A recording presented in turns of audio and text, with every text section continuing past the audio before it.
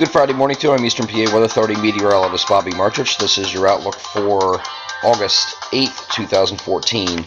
And just like yesterday, we had mostly sunny skies. We're going to have that again today and again on Saturday. That's because this high pressure that's sitting over the eastern Great Lakes is going to sink down to the southeast here, and it's going to establish itself right over area and kind of just park itself right here. It really can't go anywhere, and that's because over the Canadian Maritimes, which is off the picture here, there's a very deep trough over here that's not allowing this to go anywhere in a hurry. So as long as this thing's in place here, it's going to kind of block the progress of this high pressure and won't allow it to go anywhere.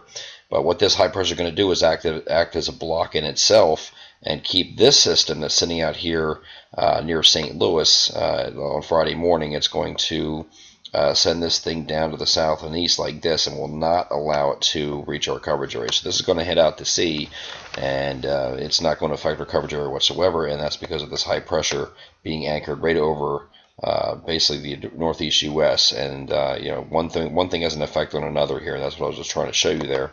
As we go a little bit further, here's the system to the south of us over the Carolinas and Virginia. Now, once this system gets going, or this is now Sunday, there's some kind of crazy evolution going on here where the models are trying to spin up do a low transfer. There's one low pressure here in the Ohio Valley that's sitting up here in the Great Lakes, and at the same time there's another area of low pressure that's going to form just off the Carolina coast. You got one up here and one here, and there's some kind of transfer of energy involved here, and the evolution of this is just a little bit crazy. So we really don't want to get into any details, anything for the middle of next week, but that would be our next chance of precipitation. You know, right now it looks like you'd have an isolated chance of thunderstorms on Tuesday, more scattered on Wednesday, and the European model and the GFS are both doing the same thing, and a little puzzled by this evolution here with this dual low feature here. And like I said, both models are trying to do that, and it involves a transfer and where that transfer takes place, and you know, it's going to determine what's going on with this precipitation coming in between here.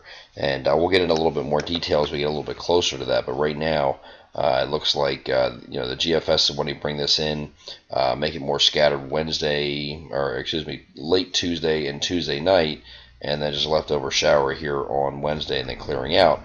Then of course, the European model is doing something a little bit different.